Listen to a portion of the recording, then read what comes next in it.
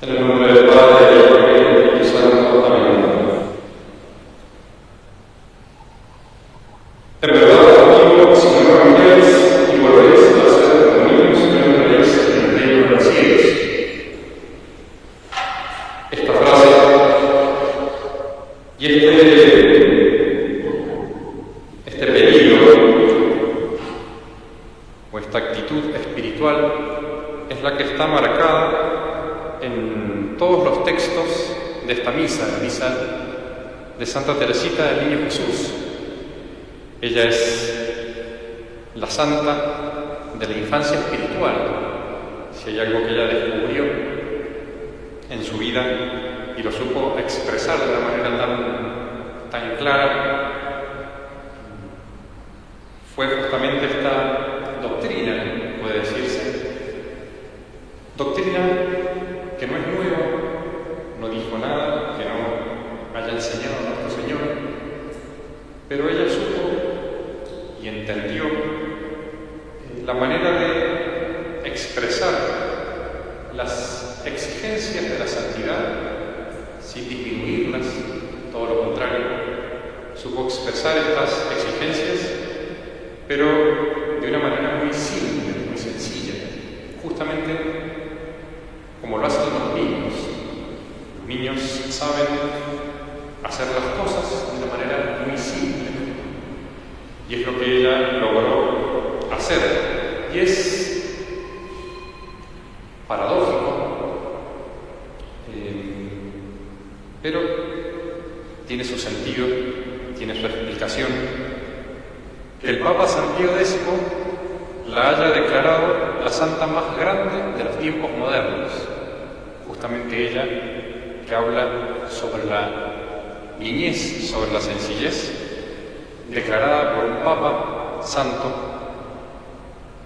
el último Papa Santo que hemos tenido, declarada justamente la santa más grande de los tiempos modernos, justamente porque los tiempos modernos son tiempos en que el hombre se ha ido haciendo cada vez más orgulloso, cada vez más se mira a sí mismo, y por eso mismo, por esa misma razón, se le va haciendo la santidad y las exigencias de la santidad tan lejanas, aparentemente tan difíciles de conseguir. Y Santa Teresita supo justamente explicar estas exigencias de la santidad y vivirlas de una manera muy sencilla, muy simple. De hecho, hay una frase que le aplican a ella que dice: ella no hizo nada extraordinario, pero lo hizo todo extraordinariamente, todo de un modo extraordinario, aún las cosas más simples, más sencillas. Quisiera simplemente resaltar tres puntos en los que se manifiesta esta sencillez de su vida espiritual, esta infancia espiritual que ella supo enseñar, por supuesto con su escrito famoso, Historia de un alma, donde ella pues escribe por orden de sus superioras todas las gracias que ha recibido de nuestro Señor y explica lo que ha entendido ella con respecto de la santidad, pero ella la vivió, la entendió viviéndola en carne propia. En primer lugar, fue sencilla respecto de los pecados. Si hay algo que a nosotros nos complica nuestra vida espiritual, y tal vez lo que más complica nuestra relación con Dios, es la consideración del pecado. Al vernos tan llenos de miserias, llenos de pecados, se hace difícil poder mirar a nuestro Señor, poder pensar al menos en la posibilidad de la santidad. Y ella, Santa Teresita, se cansa de decir en su Historia de un alma que no es su inocencia. Ella reconoce que fue bastante inocente desde niña, dice que su confesor le aseguró que nunca había cometido ningún pecado mortal. Sin embargo, ella dice, no crean que mi confianza en Dios estriba o se apoya en no tener faltas, no tener miserias, sino en entender la grandeza de la misericordia de Dios, cómo Dios se inclina con tanto amor hacia nuestros corazones, justamente para quitarlos de la miseria, pero es su misericordia, el poder de su misericordia, lo que es capaz de rescatarnos, de quitarnos del barro de nuestros pecados. Ella dice, aunque yo tuviera todos los pecados que se pueden cometer en mi conciencia, correría con toda la confianza a los brazos de nuestro Señor, porque sé cuánto ama al hijo pródigo que se vuelve a Él. Hace referencia justamente a ese hijo que malgastó su dinero en pecado y que después vuelve a la casa de su padre. Es esa misericordia la que la hace confiar, y es una confianza del niño. El niño, si ustedes miran cómo obra un niño cuando comete una falta incluso respecto de sus padres, el niño se pone mal y se entristece, se preocupa al ver el enojo de su padre, pero cuando ya le pide disculpas, le pide perdón, y su papá o su mamá lo perdona, pues ya el niño no vuelve a mirar para atrás, no considera de nuevo su falta, no se vuelve a entristecer de lo que hizo, sino que simplemente se olvida y confía realmente en esas palabras de su padre o de su madre que lo han perdonado por su pecado. El segundo aspecto de su infancia espiritual es la humildad. Otra de los grandes obstáculos para nuestra vida espiritual es la soberbia. Soberbia que puede ser a veces teñida hasta con intenciones espirituales. Hasta aquel que busca la virtud puede estarla buscando de una manera orgullosa, de una manera soberbia, mirándose mucho a sí mismo, queriendo llenarse de virtudes, de perfecciones, pero sin considerar realmente esa necesidad del olvido, de ser olvidado de sí misma.